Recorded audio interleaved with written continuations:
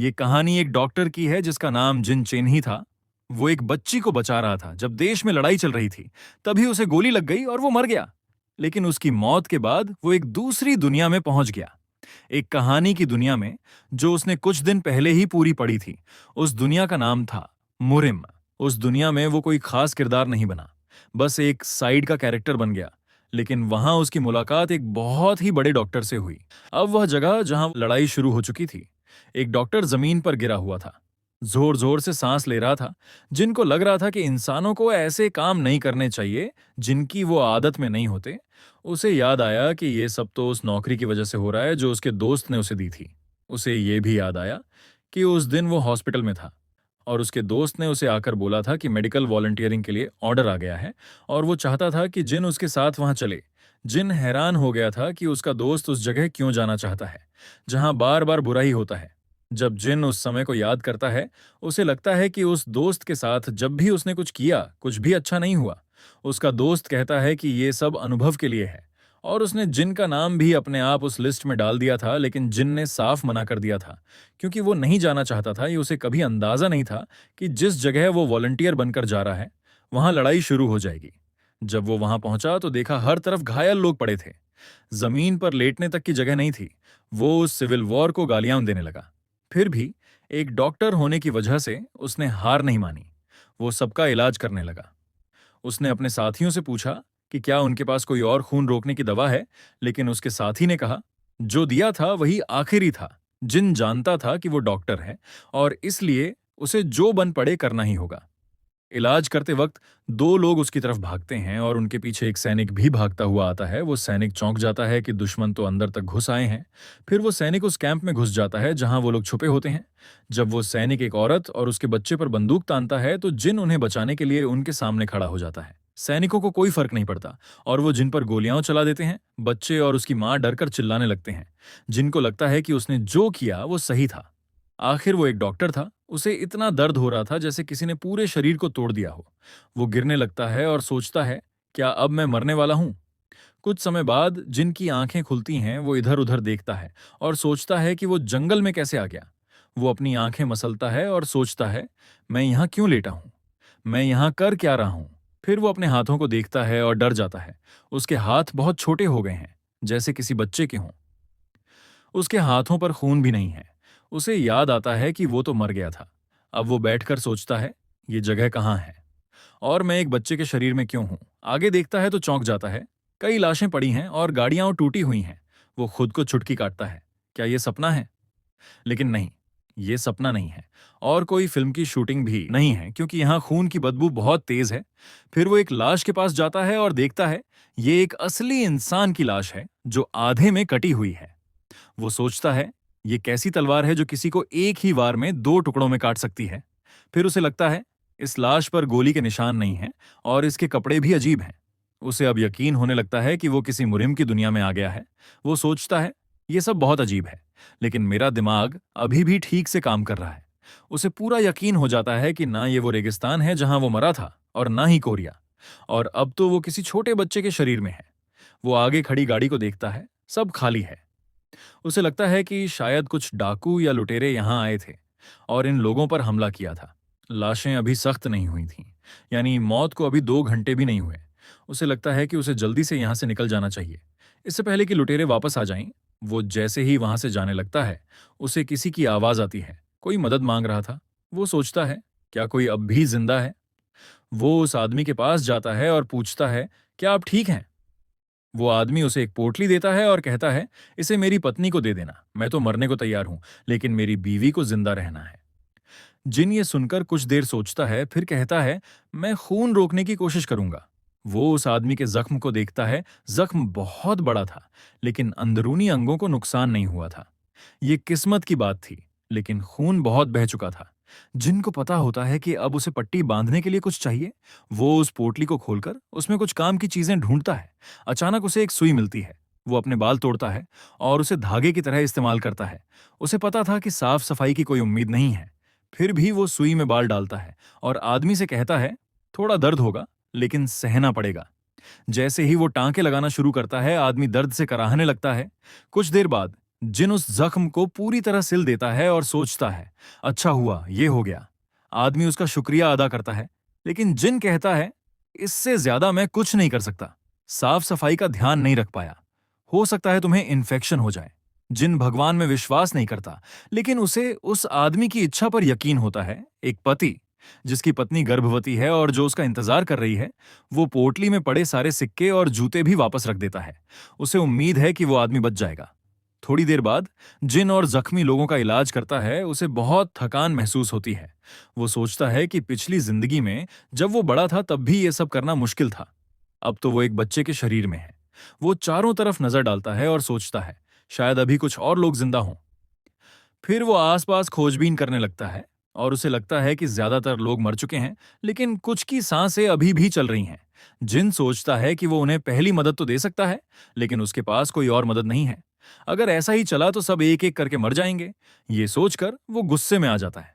फिर वो सोचता है, ये सब बाद में सोचूंगा, अभी तो बस उन्हें बचाने की कोशिश करनी है। वो पूरी जान लगाकर उनका इलाज करने लगता है, क्योंकि वो एक डॉक्टर है। थोड़ी देर बाद वो एक और आदमी का इलाज कर रहा होता है और घबरा जाता है, क्योंकि उस आदमी का बहुत खून बह चुका था। उसे डर लगता है कि शायद अब वो आदमी नहीं बचेगा। वो रोने लगता है। उसे याद आता है कि इमरजेंसी के नियम कहते हैं कि पहले ये तय करना होता है कि किसको बचाया जा सकता है और किसको नहीं। फिर वो सब लोगों की तलाश करता है और कुछ जख्मी लोगों को बाहर निकालता है। वो खुद पर विश्वास नहीं कर पाता कि वो बस 3 लोगों को ही बचा सका। जिनको बहुत गुस्सा आता है, अगर उसके पास अच्छे मेडिकल उपकरण होते तो वो और लोगों को बचा सकता था। अचानक उसकी नजर घायल लोगों के नीचे पड़े एक कपड़े पर जाती है। उस पर लिखा होता है, क्लाउड ड्रैगन सिक्योर डिलीवरी। उसे याद आता है कि ये नाम उसने किसी मुरिम उपन्यास में पढ़ा था। सिक्योर डिलीवरी का मतलब होता है एक ऐसा समूह जो पैसे लेकर कुछ भी सुरक्षित रूप से पहुंचाता है। लेकिन जिनको पता है कि ऐसे समूह सिर्फ कहानियों में होते हैं, अब अगर ये मुरिम की असली दुनिया है और ये लोग वाकई उस ग्रुप से हैं, तो शायद एक रेस्क्यू टीम जल्दी ही आ जाए। थोड़ी देर बाद जिन एक तलवार और पत्थर से आग जलाने की कोशिश करता है। काफी मेहनत के बाद वो आग जला लेता है। उसे लगता है कि आर्मी की ट्रेनिंग अब काम आ रही है। फिर वो लकड़ियां, भारी सामान और घायल लोगों को इकट्ठा करता है। उसे लगता है कि इतने छोटे शरीर से ये सब करना बहुत मुश्किल है, लेकिन फिर भी वो खुश होता है कि उसने आखिरकार एक छोटा सा कैंप बना ही लिया। अब वो जमीन पर लेट जाता है और बाहर देखने लगता है। वो सोचता है कि शायद रेस्क्यू टीम आ जाए, लेकिन फिर उसे लगता है कि इससे पहले कि कोई खतरा हो, उसे पहाड़ से नीचे उतर जाना चाहिए। वो घायलों की तरफ देखता है और खुद से कहता है, मैं डॉक्टर हूं। पहले जिन डॉक्टर इसलिए बना था क्योंकि वो पैसे कमाना चाहता था। एक अनाथ के लिए डॉक्टर बनना एक बड़ी सफलता थी, जैसे कोई मेडल या सम्मान हो। लेकिन अब वो सोचता है, मैंने वॉलंटियर का काम किया, फिर सिविल वॉर में फंस गया, किसी अनजान बच्चे को बचाते बचाते मारा गया। क्या मैंने सही किया? इन्हीं ख्यालों में डूबा होता है कि अचानक उसे बाहर से कुछ आवाजें सुनाई देती हैं। वो सोचता है, कहीं ये भेड़िए तो नहीं? उसे डर लगता है, क्योंकि मुरिम की इस दुनिया में ऐसा हो सकता है। अगर यहाँ लुटेरे हो सकते हैं तो जानवर भी हो सकते हैं। उसकी नजर क्लाउड ड्रैगन डिलीवरी वालों के कपड़ों पर पड़ती है और वो चाहता है कि वो लोग जल्दी आ जाएं। फिर अचानक उसे याद आता है, क्लाउड ड्रैगन डिलीवरी नाम उसे सुप्रीम डेमन किंग नाम की किताब में पढ़ा था। फिर उसे फिर से कुछ आवाजें सुनाई देती हैं। वो तलवार हाथ में लेकर बाहर जाता है। सोचता है, ये रेस्क्यू टीम है या डाकू। थोड़ी देर बाद उसे कई झंडे दिखाई देते हैं जिन पर क्लाउड ड्रैगन सिक्योर डिलीवरी लिखा होता है। उसे बहुत राहत मिलती है। अब वो और उसके मरीज दोनों सुरक्षित हैं। कुछ समय बाद वहां कुछ गाड़ियां पहुंचती हैं और जिन उन्हें देखकर हैरान रह जाता है। वो गाड़ियां किसी दवा की अलमारी जैसी दिखती थीं, बहुत अनोखी। उसे लगता है कि उसने कहीं इसके बारे में पढ़ा है। फिर उसे याद आता है, ये तो वही गाड़ी है जो सुप्रीम डेमन किंग नाम की कहानी में गॉडली डॉक्टर बैकरेन की दवाओं वाली गाड़ी थी। उसे अपना अतीत याद आता है, जब उसका एक जूनियर उससे पूछ रहा था कि क्या वो फिर से मुरिम की किताबें पढ़ रहा है। जिनको गुस्सा आता था जब कोई उसकी पसंद में दखल देता था। उसके साथ ही उस कहानी का नाम देखकर कहते थे कि ये बोरिंग है, जिससे जिनको बहुत गुस्सा आता था अब वो खुद सोचने लगता है, नहीं, ये सब तो इत्तेफाक ही होगा। लेकिन तभी एक आदमी उसे देखकर अपने नेता को बताता है कि वहां एक बच्चा जिंदा मिला है। जिनको बहुत झटका लगता है। उसे लगता है, क्या यह सच हो सकता है? उसके हैरान होने के बीच एक आदमी जो बहुत बड़ा और ताकतवर दिखता है उसकी तरफ आता है। वो घुटनों पर बैठता है और कहता है कि वो क्लाउड ड्रैगन सिक्योर डिलीवरी का लीडर यू ह्यून है। यू ह्यून जिनसे उसका नाम पूछता है। जिन धीरे से कहता है, मेरा नाम जिन चेन ही है। जिनको देखकर अच्छा लगता है कि ये आदमी दिखने में भले डरावना हो, पर है असल में बहुत अच्छा। यू ह्यून उसका नाम सुनकर कहता है, तुम्हारा नाम बहुत अच्छा है और इन हालातों में भी तुम कितने शांत हो, ये बहुत ही कमाल की बात है। फिर वो पीछे लगे टेंट की तरफ इशारा करके पूछता है, क्या तुमने ये टेंट खुद बनाया? जिन कहता है, हाँ, वहां अंदर घायल लोग हैं, मुझे उनका इलाज करना था। यूं ह्यून चौंक जाता है। घायल लोग? वो टेंट के अंदर झांकता है और घायल लोगों को देखकर हक्का बक्का रह जाता है। फिर वो अपने साथियों को आदेश देता है, यहाँ गंभीर मरीज हैं, जल्दी से गॉडली डॉक्टर को बुलाओ। जिन ये सुनकर चौंक जाता है। उसने गॉडली डॉक्टर कहा। उसे याद आता है कि जिस कहानी को उसने हाल ही में पूरा पढ़ा था, उसमें 3 महान डॉक्टरों में से एक था, व्हाइट ड्रैगन गॉडली डॉक्टर, जिसका असली नाम था बैकरेन। उसके बाल सफेद थे जैसे किसी सफेद ड्रैगन की परतें। वो पुरुष होते हुए भी इतना सुंदर था कि लोग उसे देखकर रुक जाते थे। जिनको पूरा यकीन हो जाता है ये वही मुरिम की कहानी है। वो याद करता है कि सुप्रीम डेमन किंग नाम की किताब में जब क्लाउड ड्रैगन डिलीवरी ग्रुप पर हमला होता है तो गॉडली डॉक्टर बैकरेन ही कहानी के असली हीरो यो रेउन को बचाता है। उसके बाद बहुत कुछ होता है और फिर किताब के दूसरे भाग में जाकर वही डॉक्टर एक बीमारी के कारण मर जाता है। जिनको अब भी विश्वास नहीं होता कि वो डॉक्टर उसकी आंखों के सामने खड़ा है। अब जब वो डॉक्टर मरीजों की नब्ज चेक कर रहा होता है, वो जिनके लगाए टांकों को देखकर हैरान हो जाता है। फिर वो अपने लबादे से एक डिब्बा निकालता है, उसमें से कॉटन निकालता है और फिर मंत्र पढ़ते हुए इलाज शुरू करता है। यू ह्यून घबरा कर पूछता है, बैकरेन, क्या लीडर वू और मिस्टर गोंग सुन बच पाएंगे? बैकरेन पीछे देखता है और कहता है, पहले मुझे ये बताओ कि इन जख्मों का इलाज किसने किया? यू ह्यून जिन की तरफ देखता है और जिन धीरे से कहता है, मैंने किया था। बैकरेन उसकी बहुत तारीफ करता है। इतनी कम उम्र में इतनी अच्छी सिलाई करना आसान नहीं होता। तुम्हारे इलाज की वजह से ही ये लोग बच पाए हैं। जिन हैरान रह जाता है। बाकी लोग भी हैरानी में होते हैं। उन्हें विश्वास नहीं होता कि व्हाइट ड्रैगन जैसा महान डॉक्टर किसी बच्चे की तारीफ कर रहा है। लोग आपस में बात करते हैं, इतना अच्छा इलाज था, ये बच्चा कौन है? बैकरेन कहता है, ऐसी गंभीर चोट को इतनी शांति से संभालना बहुत बड़ी बात है। जिन कहता है, वो मैं बस इन्हें बचाना चाहता था। बैकरेन मुस्कुराता है, गांगहो, इस दुनिया में ऐसे सोचने वाले लोग बहुत कम हैं। कुछ समय बाद यू ह्यून कहता है, मैं अपनी आधी सेना को यहां छोड़कर जाता हूं, वो तुम्हारे साथ रहेंगे। जिन हैरान हो जाता है। उसे यकीन नहीं होता कि अब cloud dragon secure delivery group भी उसके एहसानमंद हैं। उसे याद आता है यू ह्यून ने वादा किया था कि वो एक दिन इस एहसान का बदला जरूर चुकाएगा। कुछ समय बाद जब सब लोग जाने लगते हैं, एक आदमी बैकरेन से कहता है, आपने खुद को बहुत थका लिया है। इतनी दूर आने की क्या जरूरत थी? आपको यहां आने की जरूरत नहीं थी। बैकरेन मुस्कुराकर कहता है, मुझे तो आना ही था। क्लाउड ड्रैगन सिक्योर डिलीवरी ने एक समय मेरी मदद की थी, मुझे छुपाया था। अब जब मैंने उनके एक भाई की जान बचाई है, तो मैंने अपना कर्ज चुका दिया है। वो आदमी उसके माथे पर गीला कपड़ा रखता है और पूछता है, क्या आप उसी लीडर वून की बात कर रहे हैं? बैकरेन हाँ में सिर हिलाता है, हाँ वही। लेकिन बाकी की मौतें भी कम दुखद नहीं हैं। किसी अपने को खोना बहुत बड़ा दुख होता है।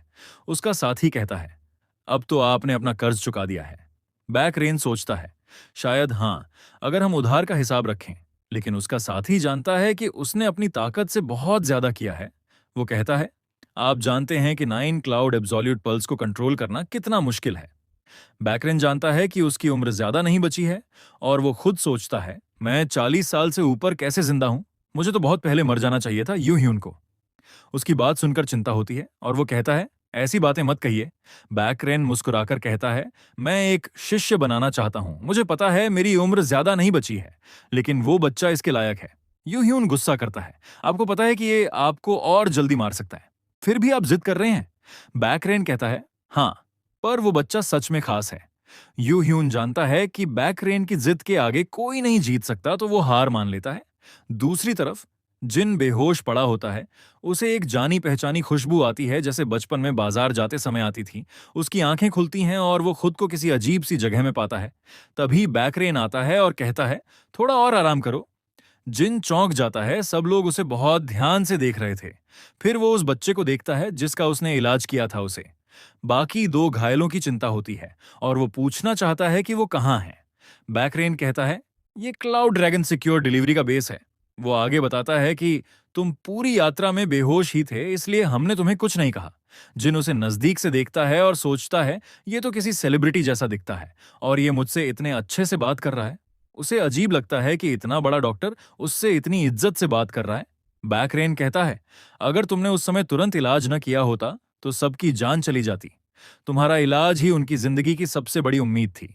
जिनको बहुत राहत मिलती है जब वो सुनता है कि सब लोग अब ठीक हैं। बैकरेन बताता है, अब कोई बड़ी दिक्कत नहीं है। क्लाउड ड्रैगन और नोबल क्लान दोनों तुम्हारे एहसानमंद हैं, जिनको ये सुनकर और भी ज्यादा झटका लगता है। Nobel clan. बैकरेन पूछता है, क्या तुम्हें याद है जिन लोगों को तुमने बचाया उनमें एक लड़की थी जिसकी कमर पर तलवार बंधी थी? जिन हाँ में जवाब देता है। बैकरेन बताता है, वो लड़की नोबल क्लान की बेटी है और क्लाउड ड्रैगन सिक्योर डिलीवरी के साथ ट्रेनिंग कर रही थी। अगर तुम नहीं होते तो वो मर चुकी होती। जिनको याद आता है कि नोबल क्लान उसी कहानी में एक बहुत बड़ा परिवार था जो बाद में कहानी में आता है। वो सोचता है, क्या वो लड़की उस बड़े परिवार के मुखिया की बेटी थी? पर फिर वो खुद से कहता है, जो भी हो, मैंने उसे इसलिए बचाया क्योंकि वो जरूरतमंद थी। जिन उठने की कोशिश करता है और बैकरेन से कहता है, ये सब तो मेरा फर्ज था। लेकिन जैसे ही वो खड़ा होता है, उसे चक्कर आता है और गिरने ही वाला होता है। तभी यू ह्यून उसे पकड़ लेता है। जिन उसे देखकर चौंक जाता है। उसे लगता है कि ये वही जनरल यू ह्यून है जो व्हाइट ड्रैगन गॉडली डॉक्टर की सेवा में रहता था। वो सोचता है, मुझे पक्का यकीन है उसकी आंखें और उसका व्यवहार वही है। जिन कहता है, मैंने बस जितना कर सका किया। वहां खड़े सब लोग हैरान हो जाते हैं। सब सोचते हैं कि एक बच्चा इतनी गहरी बातें कैसे कर सकता है। बैकरेन एक डिब्बा निकालकर उसे देता है और कहता है, ये अंदर लेने वाली दवा है। नोबल क्लान ने ये तुम्हारे लिए भेजी है, शुक्रिया अदा करने के लिए। सब लोग हैरान रह जाते हैं। वो दवा 100 साल पुराने चीड़ के पेड़ की जड़ से बनी होती है और बहुत कीमती होती है। जिन उस दवा को देखकर सोचता है, ये तो बहुत कीमती चीज लग रही है। सब इतने चौंक क्यों गए हैं? उसे समझ नहीं आता कि ये दवा क्या है और उसे ये भी नहीं बताया जा रहा। उसे लगता है, अगर ये लोग इसका नाम ही बता देते तो शायद मैं अंदाजा लगा पाता कि ये क्या चीज है। तभी बैकरेन कहता है, ये दवा अंदरूनी चोटों के लिए बहुत अच्छी है। इससे सिरदर्द भी ठीक हो जाएगा। तुमने जबरदस्ती अपने शरीर से बहुत काम लिया है, इसलिए इसे जल्दी से ले लेना चाहिए।